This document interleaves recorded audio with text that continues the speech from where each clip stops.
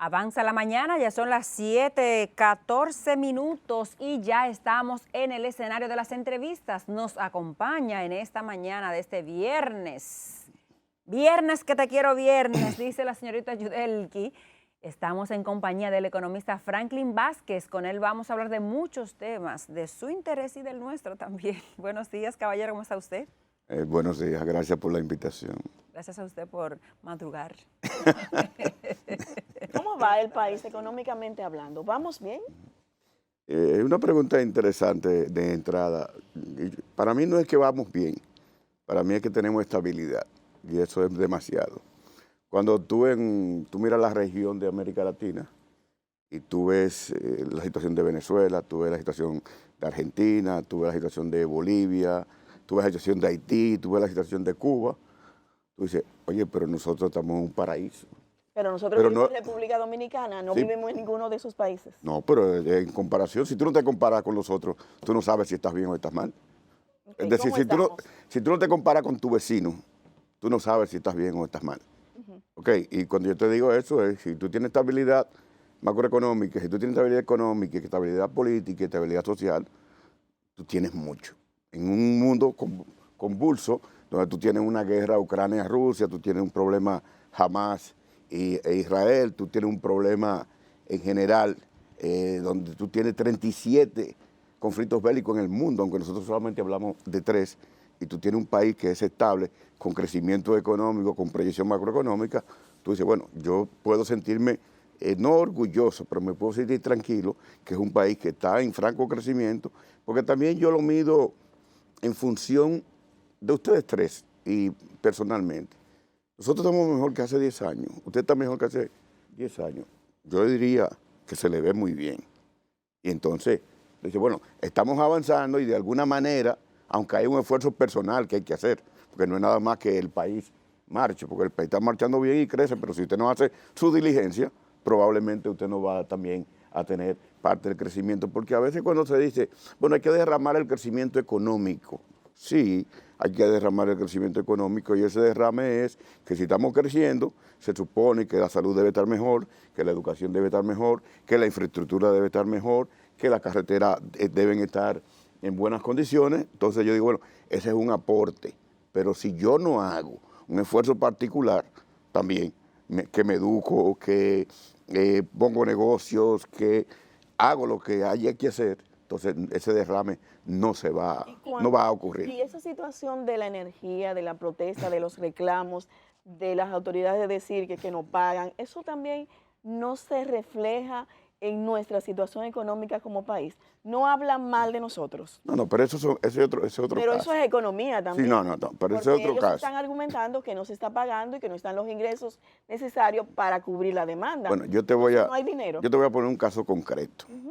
No defendiendo al gobierno, porque no me corresponde defenderlo, porque no vine a eso, pero tengo que reconocer lo que hay que reconocer.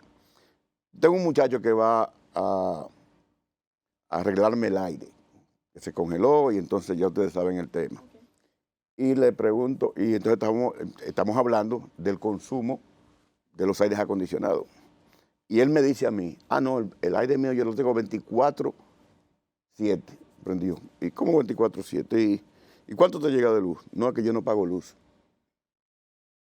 Entonces cuando dice, es que en el barrio donde yo estoy no se paga luz. Entonces, eso es un tema que tú tienes que resolver, porque no es nada más la ineficiencia de las sedes, por ejemplo, de EDESUR, y no es nada más eso, es que tú tienes una gran cantidad de gente que no paga la luz. Y no la paga por 2 razones fundamentales. La primera es por la gestión de las sedes, que no ha hecho su diligencia y no ha establecido los mecanismos y los instrumentos para cobrar. Y lo otro es que hay gente que se niega a pagar, por ejemplo, cuando tú vives en las orillas del río, en la marginalidad, ¿ok? Supuestamente tú no le puedes cobrar, pero esa misma gente paga su teléfono. Entonces hay forma de cobrarle. Es que deben hacer, es un problema de gerencia. Mira, aquí hay un problema de gerencia en instituciones públicas en un porcentaje importante y fundamentalmente en la sede, porque el tema ahora mismo de la demanda y la oferta, nosotros tenemos un tema básico y no aquí, no en el mundo. Cuando llega el verano hay un aumento de la demanda. Sí, eso es normal. Un aumento de la demanda porque el calor que está haciendo es para que tú tengas los aires acondicionados prendidos de manera casi permanente. Entonces, esa demanda, de alguna manera, tiene que ser suplida con una oferta. En los últimos 4 años no se le añadió a la oferta, pero también nosotros tenemos una capacidad por encima de la demanda, pero tú tienes una gran cantidad ahora mismo, el 40% de las plantas están apagadas o por mantenimiento o por problemas. Entonces, el tema básico es de planificación.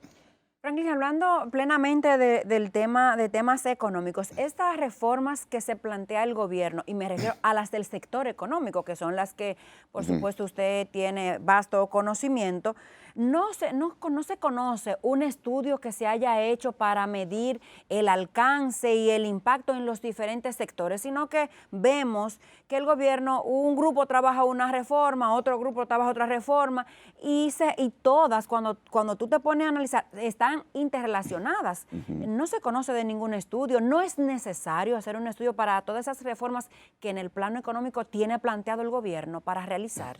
Mira, cualquier reforma, no las reformas económicas, cualquier reforma tiene que partir de 2 hechos concretos. Primero, de ver cuáles son las mejores prácticas a nivel internacional que se han hecho iguales a las que tú vas a hacer. Entonces eso es como que tú tomar lo mejor de cada mundo. Yo digo, bueno, ¿qué se ha hecho en Chile que es estable en términos de reforma? ¿Qué se ha hecho en Costa Rica? ¿Qué se ha hecho en Panamá? Para hablar de países similares. Eso es lo primero. Y lo segundo es tener estudios previos que te digan a ti, bueno, nosotros tenemos estas opciones, tenemos estas alternativas, tenemos modelos que hacer. Eso, de alguna manera, yo no sé si se están haciendo los estudios o si se han hecho, pero yo sé que hay 3 miradas de la reforma. Hay una mirada de Hacienda, hay una mirada de Economía y hay una mirada del Banco Central. Pero también sé que ese equipo económico de alguna manera se une, se sienta en la mesa y de alguna manera plantea esas opciones, porque también es verdad que los estudios son imprescindibles y necesarios. ¿Ok?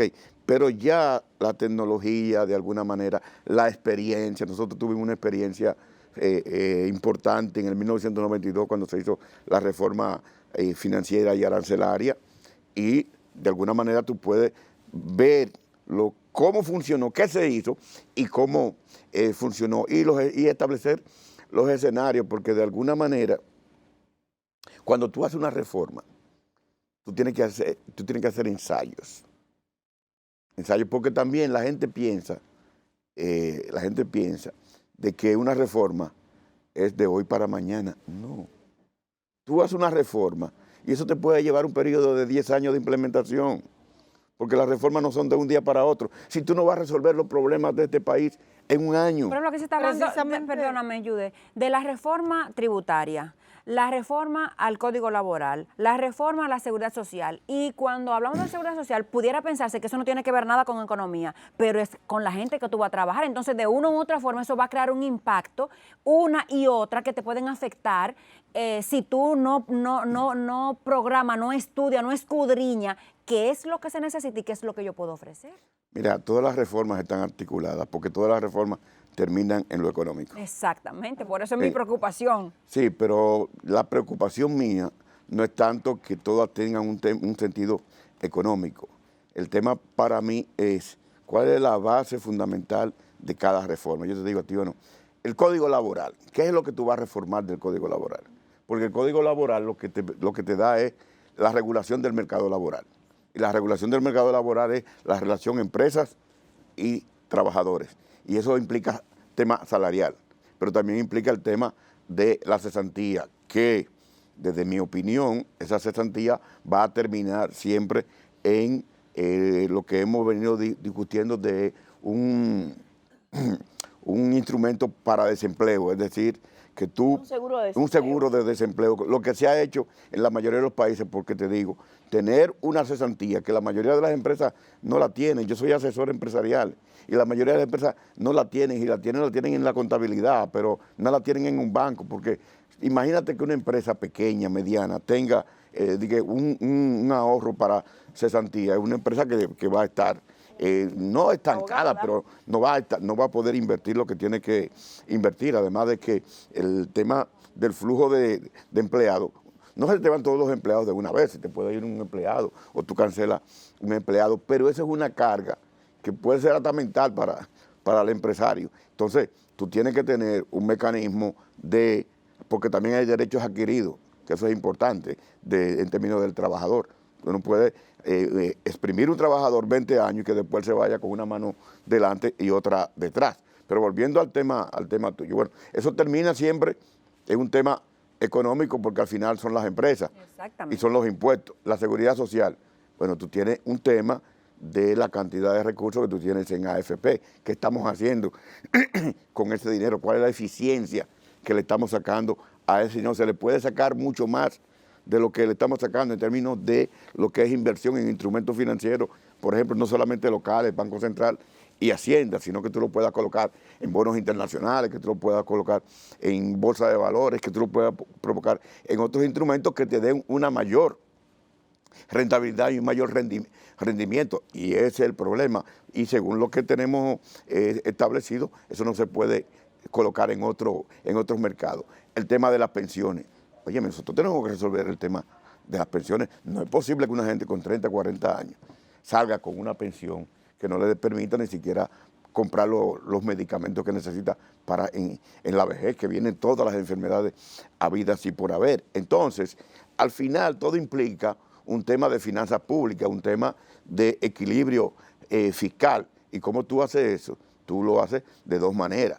O tú, los impuestos, tú los aumentas, que en este caso yo no estoy de acuerdo con un aumento impositivo, y otro es tú reduces gastos, que nosotros podemos. De eso le iba a hablar, porque el gran temor de la gente en esta reforma fiscal que plantea el gobierno es que suban los impuestos, y ahí usted tiene una parte a la población, pero también al empresariado, que habla de productividad, que habla de consideraciones que debe tomar en cuenta el gobierno en estos momentos, cuando dice el Banco Central que está creciendo la economía a 5.2%, pero la gente no lo está percibiendo. Bueno, el tema es lo que te dije ahorita. No es un tema solamente de que tú lo percibas o no, sino de que ese derrame, lo que tenemos que asegurar son los servicios públicos. Y asegurar los servicios públicos desde el punto de vista de que haya agua y saneamiento, que haya salud, que haya inversión en educación, que haya inversión en infraestructura. Eso es lo primero que tenemos que asegurar. Pero el tema también aquí está en que la reforma fiscal, cuando tú hablas de reforma fiscal y lo que plantea el gobierno, lo que dijo el presidente de la República, la modificación del sistema tributario. Señores, cuando ustedes revisan la cantidad de leyes que asignan porcentajes a determinados sectores, la suma da más de 100. Es más lo que pagamos. O sea que los cuartos no dan. No, es que no dan de ninguna manera. Entonces, si yo te digo, si tú tienes eso, lo primero que tienes que organizar el sistema tributario. Antes de la reforma. Los subsidios hay que quitarlos, por ejemplo, algunos sectores. Yo propuse en un momento determinado que eliminemos todos los subsidios y todas las exenciones. Y aquí podría no se acaba el país. Estamos en un país sui generis. Pero espérense, llévenme al paso. Hay sindicalistas no me caigan las tres. transporte, Franklin, que están diciendo, si me quitan el subsidio, por ejemplo, Juan Uvieres con Fenatrano, hay huelgas de una vez al gobierno. Sí, pues eso son chantajes y ya el tiempo del chantaje se tiene que acabar. Pero este país porque qué tiempo no tenemos nosotros dándole exoneraciones a los transportistas. Funcionaría y que son, al final de cuentas, empresarios del transporte. Entonces tú no puedes seguir con eso. Y cuando yo digo, ustedes están hablando de gasto tributario, ese gasto tributario tú lo pones en cero y después tú vas viendo cuáles son los que son imprescindibles desde el punto de vista de la población, porque tú tienes obviamente subsidiar determinados sectores que producen bienes y servicios para que le lleguen a mejores precios a la ciudadanía. Pero el tema aquí es que siempre hay un miedo y hay un chantaje y hay, de alguna manera, presiones mediáticas por todo eso, pero eso se tiene que acabar. Pero eso significaría para el gobierno protestas. Mira, siempre va a haber protesta en cualquier parte del mundo, siempre va a haber protesta, pero tú como gerente del gobierno, como jefe del gobierno, como administrador de la cosa pública, tú tienes que envalentonarte y tú tienes, porque al final de cuentas, ¿tú sabes quién es que importa? La ciudadanía, los pobres. ¿Y usted cree que haya un gobierno, haya un presidente que se ponga esos pantalones, que se ponga esos zapatos para decir cero subsidio a los sectores? Porque los empresarios aquí son un poder probablemente más grande que el que gobierna, porque se ha dicho siempre que los empresarios quitan y ponen presidente, y eso no está discusión, eso está ahí, no está discusión. ¿Usted cree que habría un dominicano que gane las elecciones y que se empantalone y diga, ok, se acaban los subsidios en República Dominicana? Bueno, miren. ¿Habría gobernabilidad, señor economista? Miren lo siguiente, y vamos a poner la cosa totalmente clara.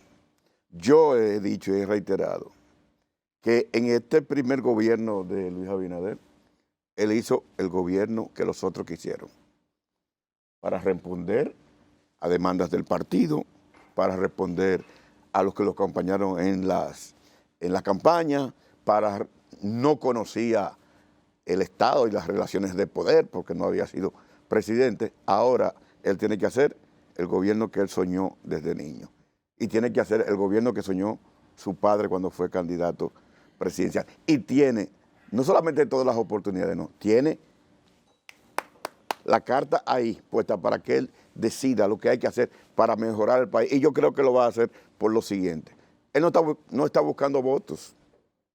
Si no hay un costo político que él tenga que asumir cuando toma una medida determinada. Y lo otro es, yo he visto al presidente y le he dado seguimiento, es para mí el primer presidente que gerencia el Estado, que gerencia la administración pública. Y cuando te digo esto es, gobiernos anteriores, sin mencionar nombres, todo es política y todo era una negociación.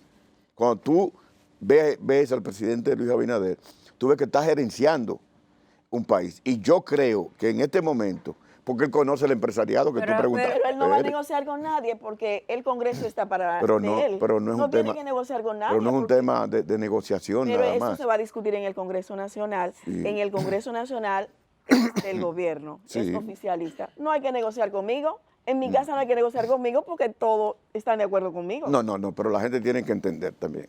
Es decir, tú tienes que explicarme.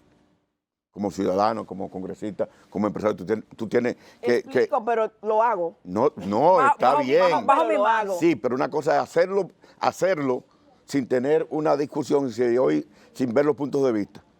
Eso es dictadura. Pero escucharme. Eso es dictadura. Pero escucharme y tomarme en cuenta es una cosa. Y escucharme y hacer lo que yo quiero es otra. El presidente está en su derecho ahora, porque este es su gobierno y este es su Congreso, de hacer lo que él quiera.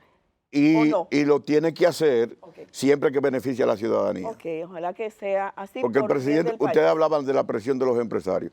Óyeme, el presidente es empresario y el presidente sabe cómo funcionan los empresarios. Está en pausa. No, bueno, está en pausa, pero cuando él salga de ahí es para allá que él vuelve. Claro. Entonces, lo que te digo es que él conoce la dinámica y él conoce que hay una cantidad enorme de empresas que reportan pérdidas, pero andan en jipeta, tienen villa en casa de campo, tienen yate. O sea, que no son honestas.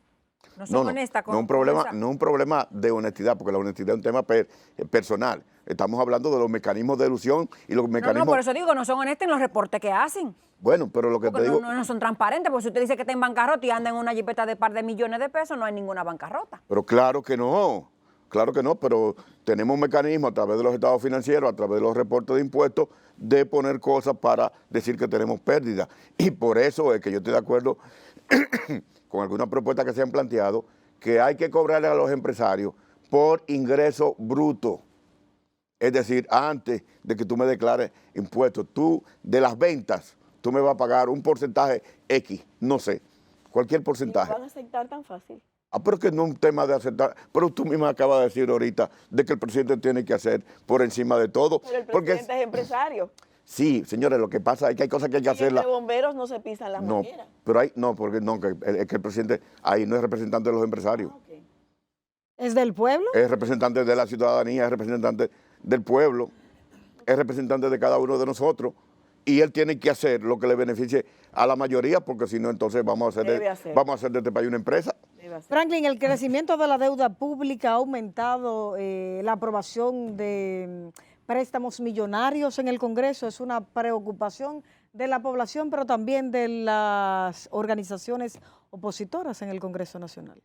Mira, la deuda siempre ha sido un tema de discusión y es recurrente el tema. Y la deuda fundamentalmente es la respuesta a un déficit fiscal. Y lo que el presidente planteó es que la reforma fiscal va en 3 vías o en 3 objetivos.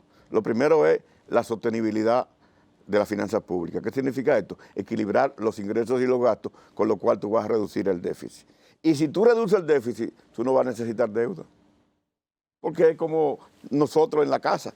Si tú ganas 150,000 pesos, que por ejemplo, que yo sé que tú puedes ganar más de ahí, y tienes gastos por 250,000, te van a faltar 100,000. Claro, entonces tú tienes que buscar esos 100,000 en algún lado.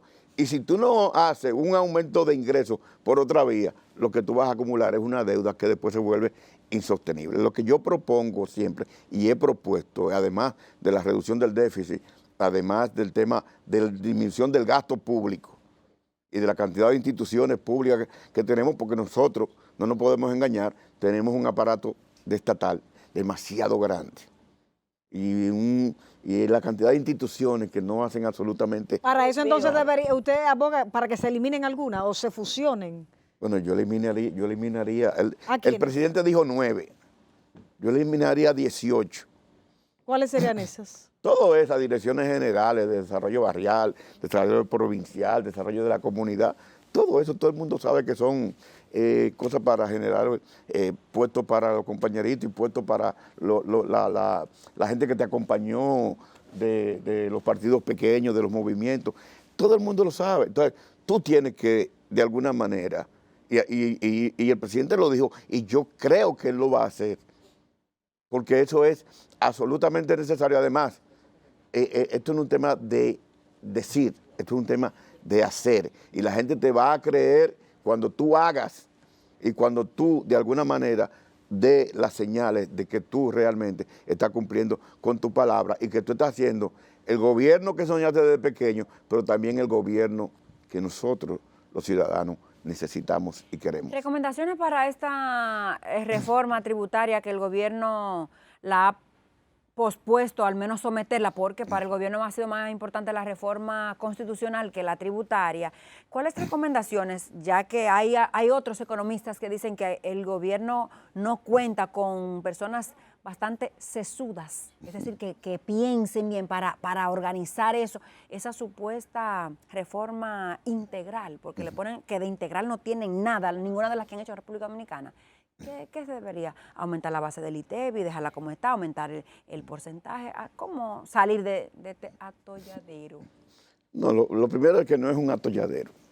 Hay mucha gente que lo está pasando mal. Y quiero aclarar, y quiero decirle por qué lo veo desde ese punto de vista. Miren, las reformas que se han hecho en el mundo y en América Latina se han hecho bajo crisis.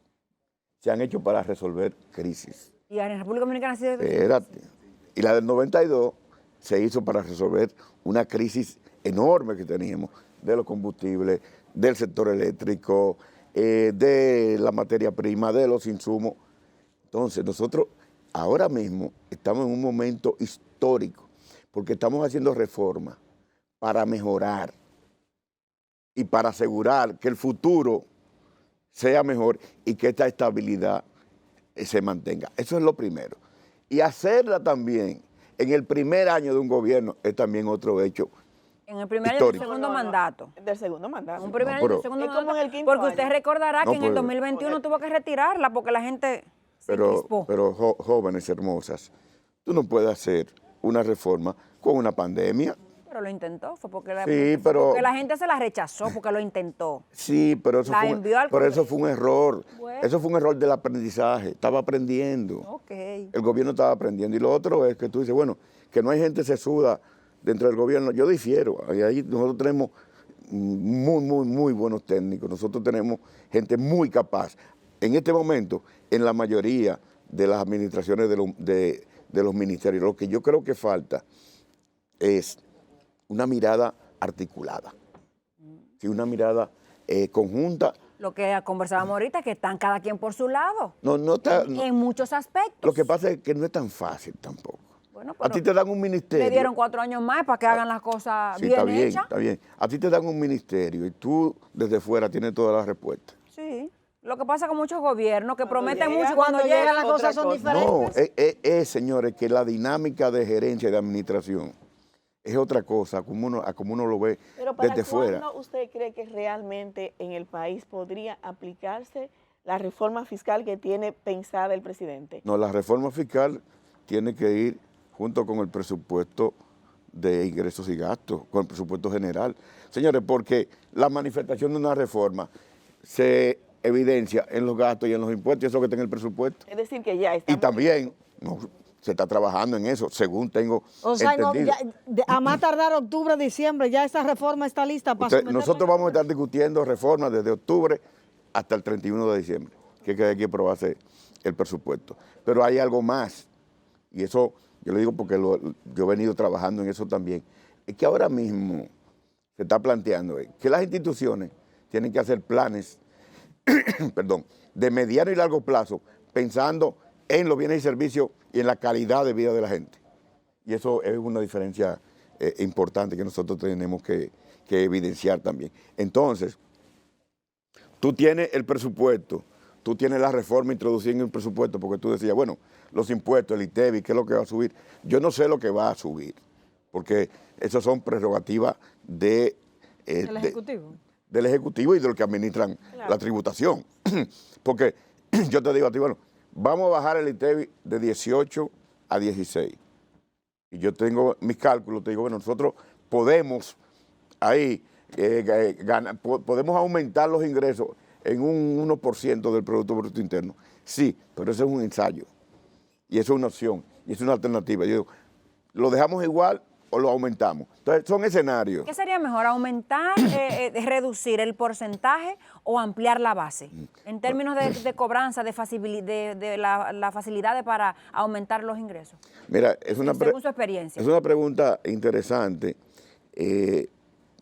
porque sería más fácil tú ampliar la base y dejar el 18. Pero ¿ustedes saben por qué? Porque está en la mente de la gente el 18.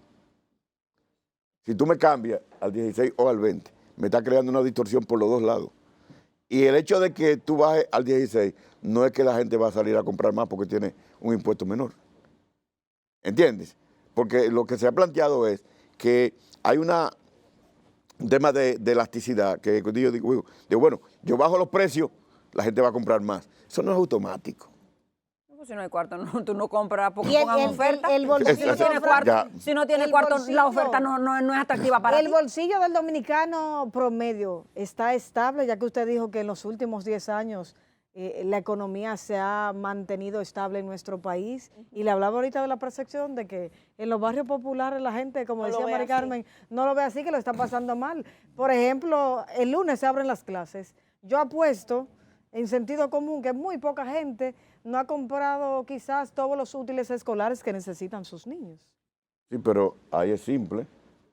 El gobierno tiene que resolver el tema del sistema educativo. Tiene muchos años y no lo ha resuelto. Bueno, Sí, es nosotros tenemos un problema de gerencia de la administración de la educación en este país. Y lo hemos tenido durante demasiado tiempo. Y le voy a decir una cosa ahora que ustedes pusieron el tema. Para mí hay que resolver el tema del ADP. Porque el ADP es el mayor problema que tiene la educación dominicana. No el Ministerio de Educación. El ministerio. Y el sistema educativo en sentido general. Pero tú no puedes tener dentro de un ministerio y dentro de un sector uno de lo que es el pilar que siempre esté en contra de lo que se hace dentro del ministerio y que todo lo ve aumento salarial, todo lo ve en beneficios marginales, todo lo ve. No, a los maestros en este país, a los docentes, se les ha mejorado significativamente. los salarios y las condiciones en sentido general. Y ellos dicen, pero que no le han dado nada, que se han ganado todas las conquistas. pero por Dios, Sí. ellos se van a ganar la conquista, ¿sabe cuándo? Cuando los muchachos tengan mejores resultados en el aprendizaje. Ahí sí se van a ganar ¿Y el eso dinero. depende solo de la ADP? Pero eso es gerencia. No, y espérate. educación, como dice. Es que lo fundamental es No es solo dar. es también quién te educa. Exactamente. Si los docentes que te dieron clase a ti fueron los que hicieron la diferencia en lo que tú eres. Es decir, porque si el Pero no hay todo un sistema que debe estar sí, el sistema concatenado. No, y por otro lado, aquí no se ha hecho nunca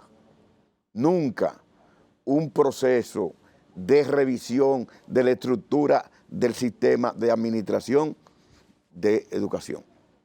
Aquí se crearon un montón de instituciones alrededor de educación, siguen surgiendo. INAVIA, INAVIMA, qué sé yo qué, todo eso. Entonces, tú dices, bueno, eso tiene que no solamente articularse mejor, porque cada una de esas instituciones funciona de manera Independiente, casi independiente. Eso no puede ser. Eso no puede ser. Y otra cosa, si la estructura del ministerio también es otra cosa, en términos de gerencia, también es otra cosa que tiene que revisarse. Yo creo en las transformaciones y por eso yo digo que Abinader si logra todo esto, se va a convertir en un presidente transformador. Yo creo en las transformaciones, yo creo en las transformaciones del Estado, yo creo en las transformaciones del gobierno, creo en las transformaciones de las empresas, creo en las transformaciones personales, porque de alguna manera eso es lo que te permite poder avanzar. Poder avanzar como país, poder avanzar como empresa y poder avanzar como individuo. Hace poco estuvo aquí una misión del Fondo Monetario Internacional. ¿Cómo ve el clima de inversión en la República Dominicana y qué trae eso detrás, esa visita? Que la gente siempre tiene ahí unos temores. Ay, vino el FMI a evaluar. Mira, la visita del FMI es recurrente y está establecido en lo que son las funciones del fondo y en la relación con los países y en los acuerdos con los países. Y le voy a decir una cosa a ustedes para que estemos claros. El Fondo Monetario Internacional no te dice nada que tú no le hayas dicho. Él se nutre de la información que tú le das. Claro, entonces, él puede ver elementos comparativos con otros países. Si tú me dices, bueno, el tamaño de la economía es tanto, o el crecimiento del PIB es tanto, yo digo, bueno, países similares tienen crecimiento o tienen problemas de déficit como tiene la República Dominicana o tiene problemas de deuda. Entonces sacan conclusiones y te dicen cómo ellos ven y qué recomendaciones te dan. Pero al final, todas las recomendaciones que da nacen de la misma información que le dan los empresarios, que le da el gobierno, que le da el Banco Central, que le da Hacienda, que le da el MEPIC. Ellos dicen que ya no tenemos tanta capacidad para seguir endeudándonos. ¿Por qué ellos dicen eso? Que se está como llegando al tope. No se está llegando, no se está llegando. al No, tope. imposible. Tenemos más espacio para seguir. No, y buena tu intervención. No, yo pensé que teníamos más espacio para seguir cogiendo prestado. No es que tengamos más espacio para coger. No es que tengamos más espacio para seguir cogiendo prestado. Pero yo te digo, Japón es una potencia y económicamente uno de los... No nos podemos comparar nunca con ellos. Sí, pero espérate, en términos de deuda, Japón tiene un 130% de deuda con relación al Producto Bruto Interno y Japón no tiene un problema de deuda. Porque el tema de la deuda es si tú la puedes pagar o no la puedes pagar. Ahora, lo que tú no puedes seguirte endeudando. Franklin, gracias. El tema, Vicky se extiende. Hablar de economía se extiende. El mejor momento. Se nos terminó el tiempo. Siempre quedan cosas. Hay que terminar en alto. por cortar. Muchísimas gracias por haber Gracias, señores. Pero viene otra vez a las 7 de la madrugada. Okay. Señores, gracias a nuestro invitado. Y bueno, ahora vamos a una pausa comercial y al regreso mucho más en Despierta RD. Despierta RD.